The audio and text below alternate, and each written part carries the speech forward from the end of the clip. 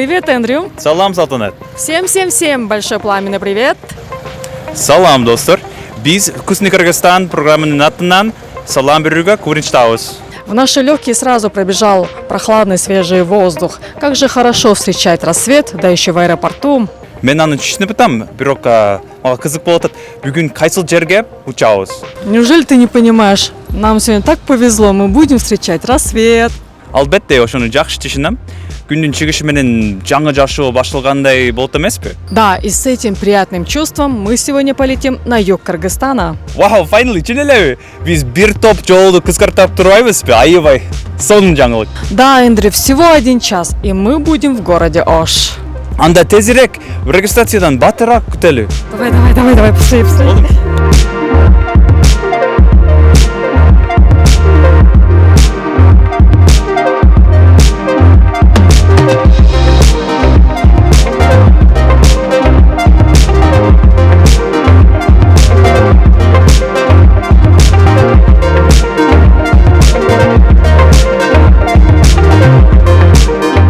Ош областында Ош шаары жайгашкан. Ал Кыргызстандын түштүк борбору. А ты знаешь, что по легенде основание города связано с именами Александра Македонского и пророка Соломона? Ооба, уккам. Соломон жүрөштөн кийин аскерлери менен тоонун этегине келгенде хош эми болду жетишет деп көздөрүн токтоткон. Ошол боюнча Ош шаары болуп калган имиш. Это, конечно, не подтвержденная информация, но легенда сама по себе увлекает и достаточно завораживает. Ошондой сыяктуу көп буламыштар менен бул аймак чет өлкөдөн келген адамдарды өзүнө тартып турат. Также привлекает тем, что город был торговой точкой, по которой проходил Великий Шелковый путь. Ооба, ошентип чыгыш менен батышты башкача айтканда Азия менен Европаны байланыштырып турган шаар болчу. Ош, кстати, известен еще и знаменитой достопримечательностью Сулайман-Тоо, откуда открывается прекрасная панорама всего города. Уламыштар боюнча ал жер өтө касиеттүү болуп эсептелет. Бүт торлардан айыктырат деп уккам эле. Эми канчасы чын экенин айта албайм. Слушай, здорово. Ты о регионе знаешь больше, чем я предполагала.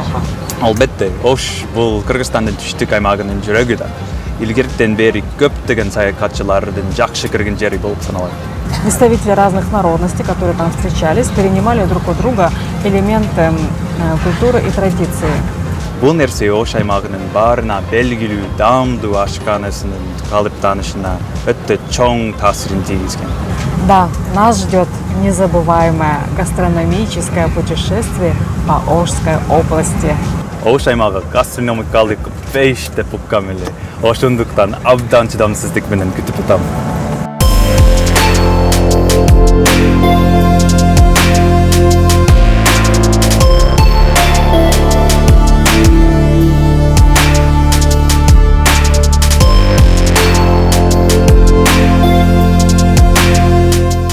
Да, друзья, мы прибыли в Ош, в один из крупнейших городов Ферганской долины. Ал жаркыраган шаар экен, Бишкектен да ысыкыраак окшойт. И первым делом мы направляемся к водителю такси, чтобы по дороге в город узнать от него об уникальных продуктах и блюдах данного региона.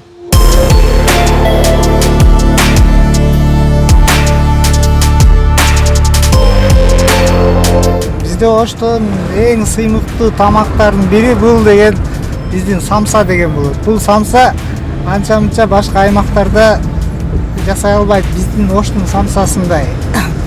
Ошто дагы адам башка майда манты деген бар. Ал дагы башка аймактарда почти жасалбайт. Ошол биз эң сыймыктана турган тамактардын бири бул ошо самса менен майда манты. Жакшы, анда ошону жеп көрүшүбүз керек. Оштук эми, Оштун беш бармагы кандай болот?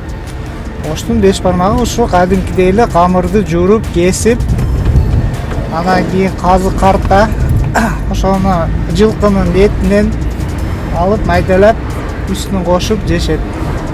Бирок бизде беш бармакты көл же нарын же немеде таластагыдай кол менен жебейт да, бизде кол менен кашык менен жешет.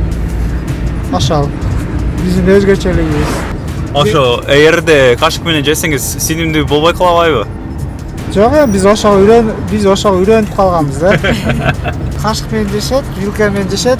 Аштык ол менен жашайт. Биздегидей күрүч дагы анча мынча аймактарда жок. Өзгөн күрүчү деп коет. Биз көбүнчө ошентип айтабыз. Ашты да жеп көрсөңөр өтө сонун. Аш эмне деген тамак? Аш деген эми күрүчтөн жасалган тамак да. Плов.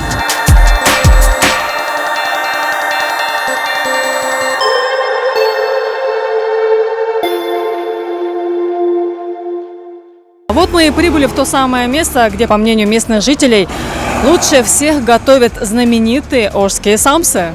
Самсаны көп аймактарда жейдим эле. Бирок Ошто жасалган самсаны жей элекмин. Эмнеси менен айырмаланат болду экен, мага абдан кызык. Давай попробуем. Кеттик эмес.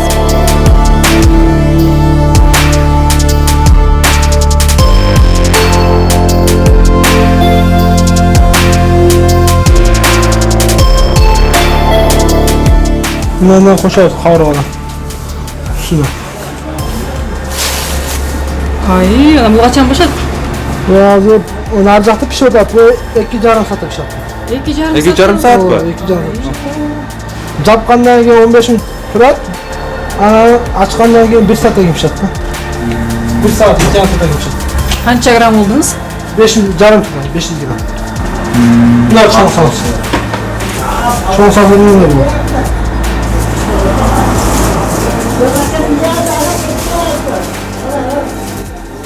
Bunlar 700 pastazlar, 700 ровно oldu.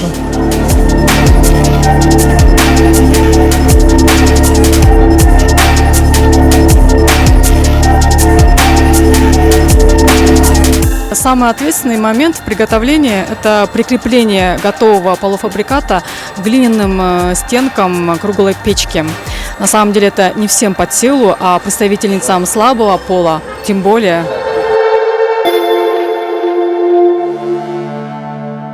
Bismillah.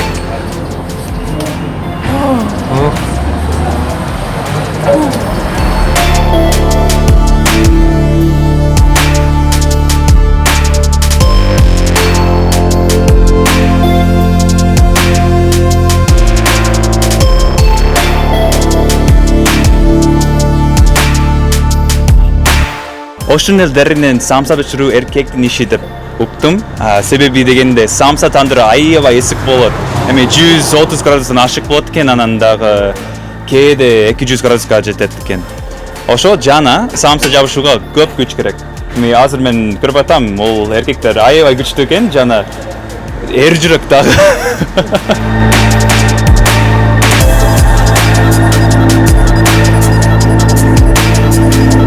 Qanday samsa olib kelayin? Shirinmi, achusizmi? Так, ширине алып келсеңиз, анткени эрде мен ачуусунан эми жей албай калсам уят болуп калам го. Анда мен 3 та ширин самса алып келейин. Элиңиз рахмат. Эже айырмасы эмне? Ширин менен ачуунун. Ширин самса, ширин да, анан ачуусу жок.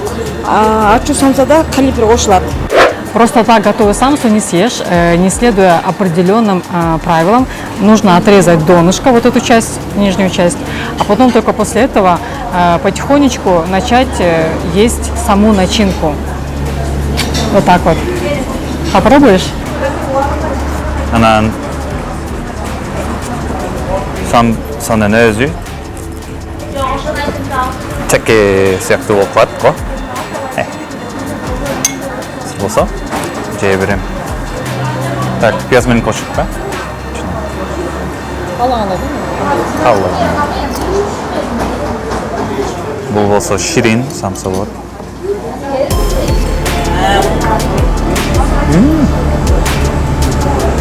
Абдан сонун болуп турабы?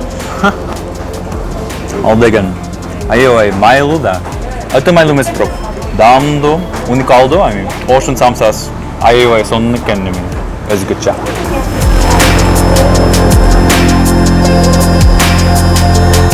Ух ты.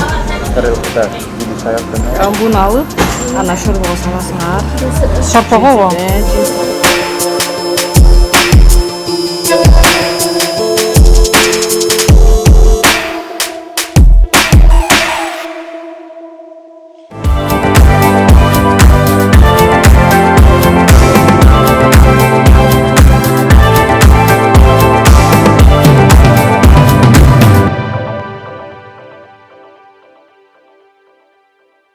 Через считанные секунды нас ждет знакомство с миниатюрными мантами. Настоящая находка для гурманов. Башкача айтканда чичкан манты деп коюшат экен. Чичкан манты эми кокустан чичкандын этинен жаза албайбы? Жок, андай эмес болуш керек. Аны карап көрөлүчү азыр. Көрөлү.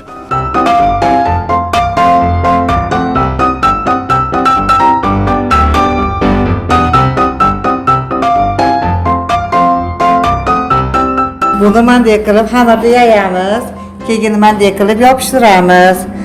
Mana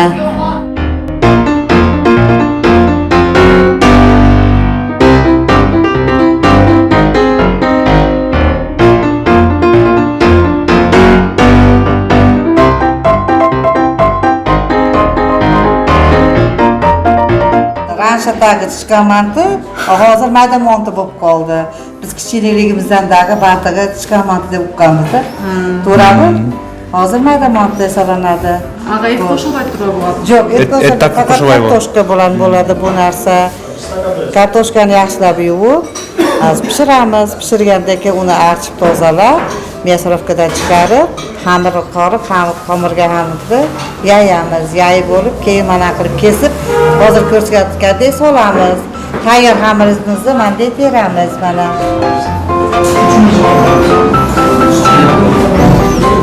Manты pishsa buğa boshab turadi demak. Bug'da pishadi, mont qosqonda pishadi bu pallada. Mana. Buni mashinada pishiramiz, 10 minut ichida pishadi. 10 minutdan keyin tayyor pishgan montini olib chiqib elga sotamiz. Bu emek o'xshab ketganda Va как вареники. Вареники. vareniki. Aha, как вареники. Qanti paralmani? Ayrimalanadi, qantib. Ayrimalari bilmayman, shu kartoshkada ayrimasi zani. Ular lekin varenikka qariroq bo'ladi, bu napisroq bo'ladi ayrimasi. İçindeki nachinkasi birdek. Birdek ichidagi nachinkasi birdek. U ham kartoffelni puri, biz ham kartoffelni puri. Faqat u qalinroq yasaladi. Bu napisroq yasaladi. Shu bo'ldi ayrimasi shunda. Hozirgi tayyorlagan xamirimiz tayyor bo'ldi. Qo'linglar. Bizlar mana bu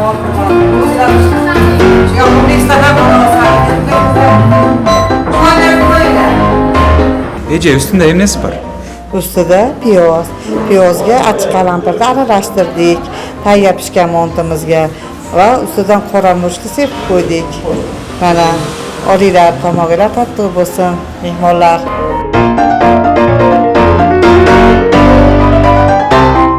Я вообще люблю блюда с картофельной начинкой. А эти мини-мантышки меня просто покорили. Хочется много-много-много раз. Аябай жегилик түтүмө каршы экен. Жеберет экенсиң, жүрөгүмө тийбейт экен. Абдан сонун.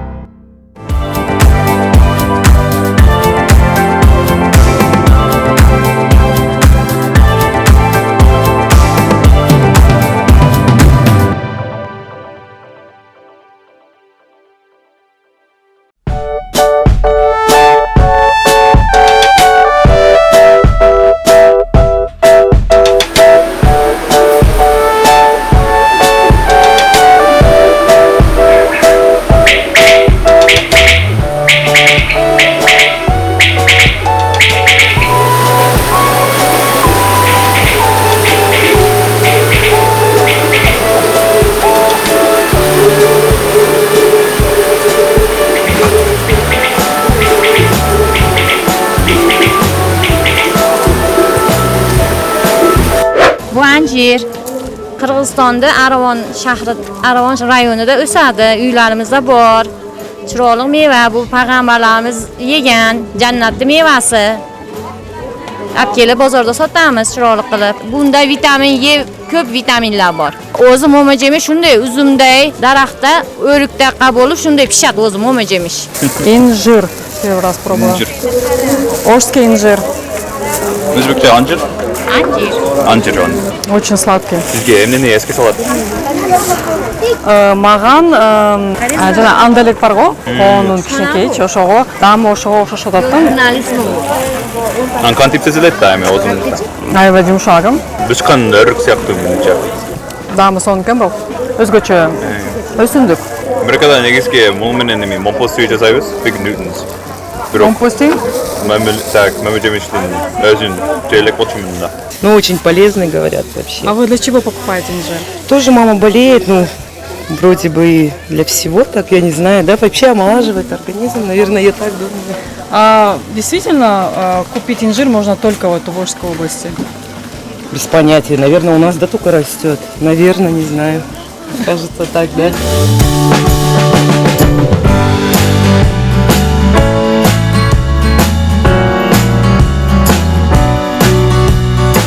Это место считают достопримечательностью города, не только города, наверное, всей области. Мы находимся на Ожском базаре. Его считают одним из колоритных и больших по размеру товарооборота рынков Средней Азии. Ушул базар ушул жерде 2000 жыл мурун пайда болгон. Бүгүнкү күнгө чейин кишилер чет өлкөдөн келип соода кылып турушат.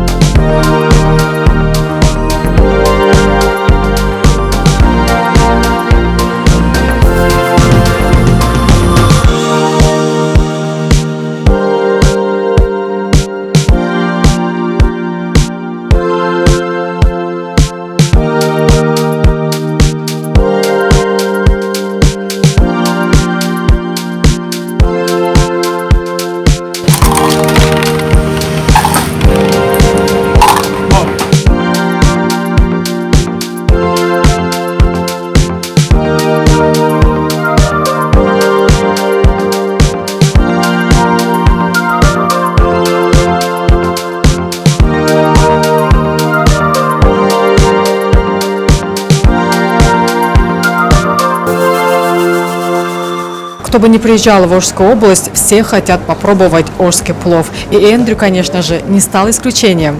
Ооба, мен ошол үчүн Ош облусуна келгем. Себеби дегенде Оштун ашын кайсыл жерге гана барбасам, аны мага сунушташат. Ошондуктан Ошто аштын эми тууган жеринде бул тамак ашты кантип жасаулары мага аябай кызык болуп турат. Поэтому прямо сейчас мы отправляемся туда, где, по мнению местных жителей, лучше всех готовят данное знаменитое блюдо.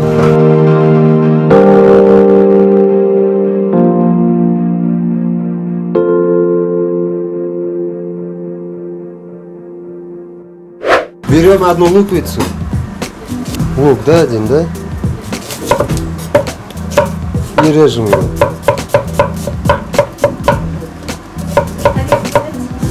Да.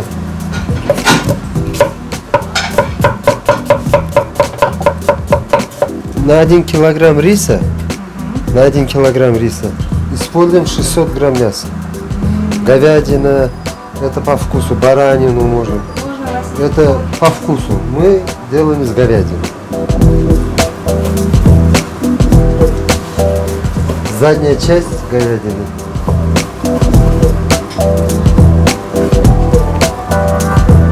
Без костей, да? Без костей, да. Можно с костями делать вот тоже. Ну, это по вкусу, да, по желанию. Крупными, большими. Не крупными, а вот так.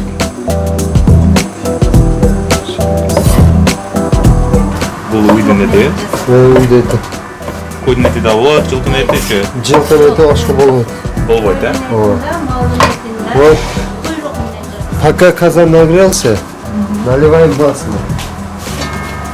На килограмм риса приготовления плова 250-300 грамм масла используем. Так много? Да. Пока масло греется, да, мы будем резать морковку. У нас в Ферганской долине плов делается с желтой морковки. Это в Бишкеке, в Казахстане, в России делается с красной морковки. На юге Киргизии морковка растет желтого цвета. Это сорт такой, да? Сорт такой, да. Для пищи мы используем всегда желтую морковку, да. Для салатов, для остального красную морковку. Сары морковки эми татуракбы же Нет. не касет. Хасиаты Öbüründen вот başka. красная морковка, она сладкая. Понимаешь? Тату. Тату. Да. У Ширит. красная морковка только для салатов можно, для этих. Но ошке, вот, моно өзінің вкусы бар, но не сладкий он. У него свой вкус.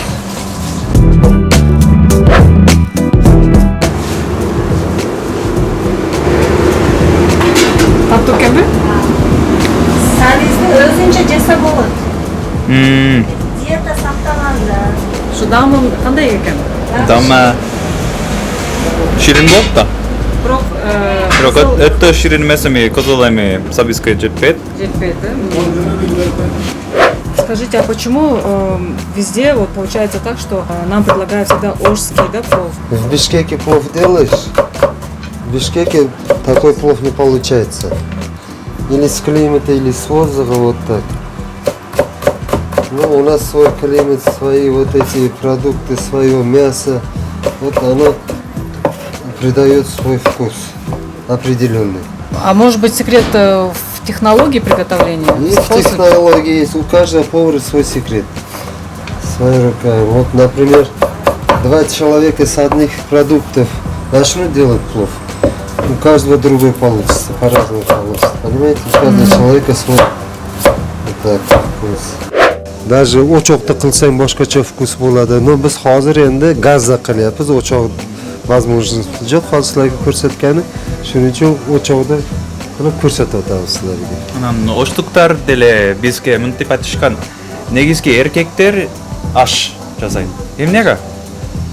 Endi masalan bizda ayollarimiz ham biladi ash jashash. Bu erkak jasaganda ayavay so'nim bo'ladi. Shuning uchun ko'pincha erkaklar jashashadi.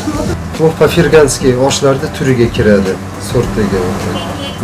Plov по-samarqandskiy, по-buxarskiy bor, plov по-tashkentskiy bor. Bu plov по-ужskiy ashi nimaga kiradi? Ferganskiy plovlarda turiga kiradi. Bu plovga masalan, например, no'xat qo'shsa bo'ladi. No'xat. No'xat. No'xat qo'shsa bo'ladi. No'xat garoq.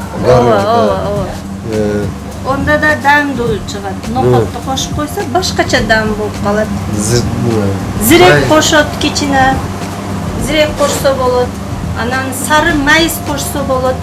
Mayizda mayiz. To'y oshi bo'lib qoladi. Onda to'yda jasay turgan osh bo'lib qoladi. Hozir обычно ошский osh bunday o'sha bo'ladi.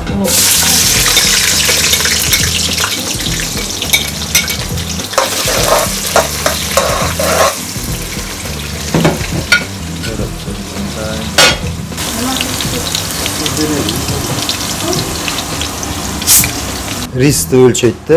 1 kilo ris guruch deydi, 2 kilo guruch deydi. Вот так. На килограмм риса уходит 600 грамм мяса, говядины или баранины. Вот так. Килограмм морковки и одна луковица, грамм 100-150. Это солод.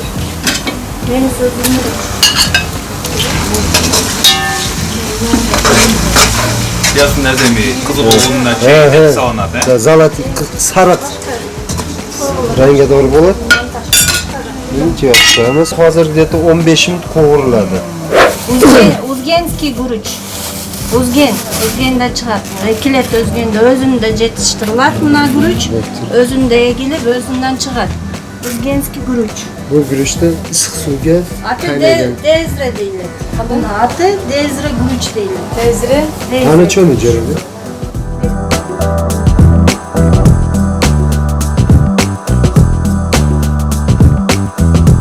Uyutib qo'yasan qaynoq suvga. Qaynoq suvgami? Ova. Qaynoq suvga uyutganingda guruch sinmaydi. Ezilmaydi-da. Tushundingmi? Mustaq bo'lsa eziladi. Muzdoq suvda ezilib qoladi, shunday bo'lib qoladi-da. Qaynaganda ezilib ketadi. Ha, bu uyulgandan keyin bir yarim soat, 20 minutdan keyin spesial juviladi bu. Sovuq suvda juvasinda keyin qozonga solasiz. Bu guruchda endi kaloriyasi kuchli bu guruchda. Güçlü. Doğru.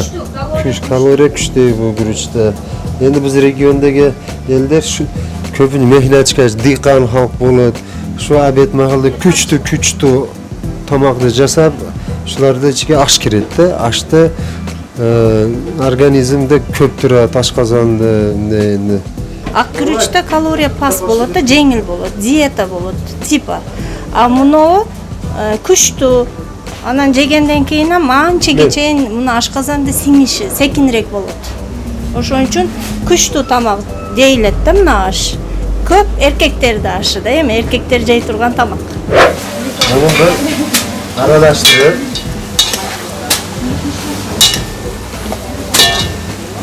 yani krişkasını yapıp koyamiz. Tak, hazır bir 10 minut qovurilgandan keyin tuz solamiz. Tuzni solib aralashtirib, yani bir 5 minut yana qovuramiz. Keyin suv.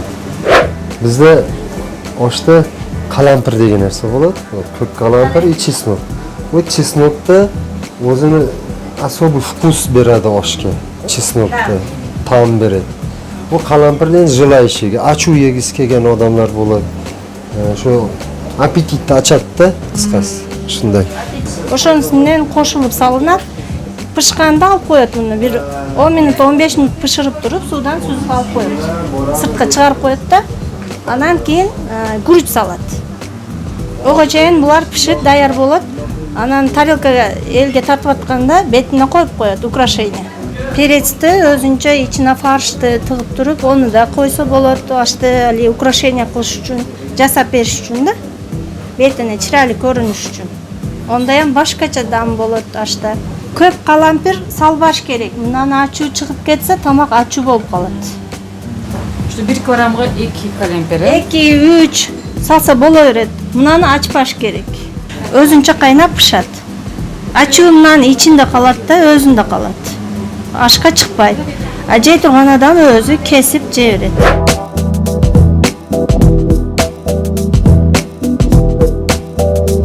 Tuz solamiz. По вкусу туз. Da, по вкусу da. Biz hozircha shuni solib, yana qovurib turamizda, suv quygandan keyin ishi turamiz suvni. 10-15 минут турса болот. Жетет. Жетет. Болот. Суу салмашылбайт. Жок, биз азыр ошондой эле коюп койдук. Муну жууш керек. Биринчи очередте мына күрүчтү декандар мынабы раң жасап койгон да, раңдап койгон, кызыл кылычы. Муну жууп, тазалап жууп туруп, анан жыгытыш керек. Биз азыр көрсөтүп кое бердик, мындай кылып. Мындай кылса да болот, жууп, тазалап туруп, анан жыгытып койсо да болот. Экөө эм боло берет.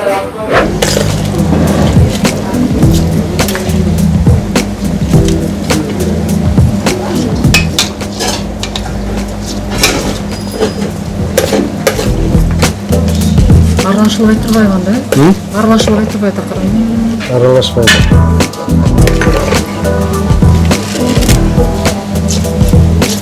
Hozir guruch ev olish kerak. Ustida suv bo'lish kerak emas-da. Keyin oshni damlaymiz. Bu eng asosiy proseslardan biri. Rassipchik bo'lish uchun shunday qarab turish kerak. Eng asosiy proses shu yerda bo'ladi. Tushundinglar? O'ta qarash kerak. Endi просто tekshirib qo'yamiz oralarini o'tda. Tekshirib oralarini. Hozir damlaymiz-da oshni.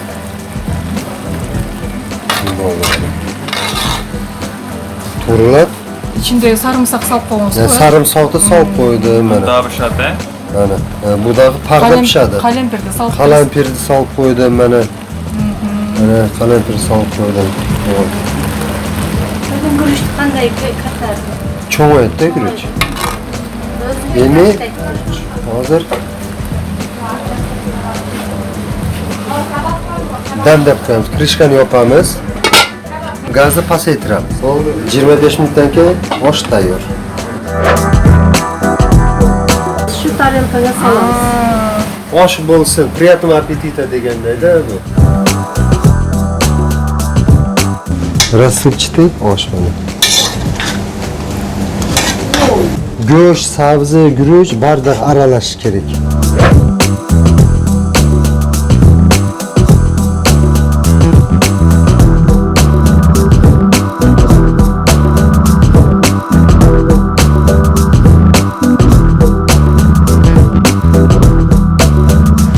до Кыргызстан.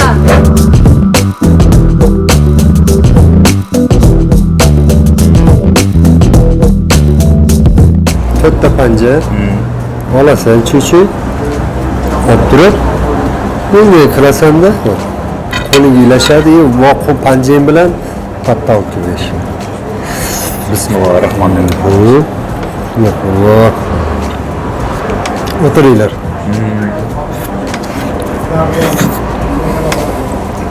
Janak sarımsak, Jeb ko'r. yumuşak ayvay, ciddi ananı, damdı oldu da. Azı da kısne, şirin de oldu.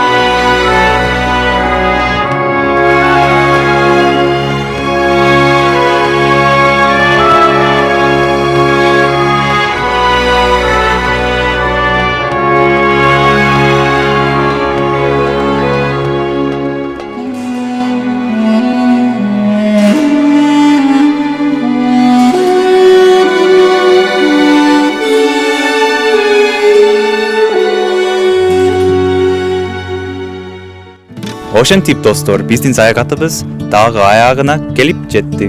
А мы не успели посетить все красивые места, которые заслуживают внимания туристов, а их на самом деле немало. Эң өкүнүчтүүсү, биз Ош облусунун таамдуу, уникалдуу ашынын баарын жегенге үлгүрбөй калдык. А ты, Эндрю, не расстраивайся, зато будет повод еще раз вернуться в данный регион и по-новому взглянуть на гастрономический потенциал всей области. Ошондуктан биз бул аймак менен коштошпойбуз. Дагы келебиз деп айтмакчыбыз. А вы не теряйте нас, мы продолжаем наше гастрономическое путешествие и едем дальше. Ооба достор, биздин баракчаларыбызга катталыңыз, лайк басыңыз, анан биз менен чогуу жүрүңүз. Всем пока! Пока!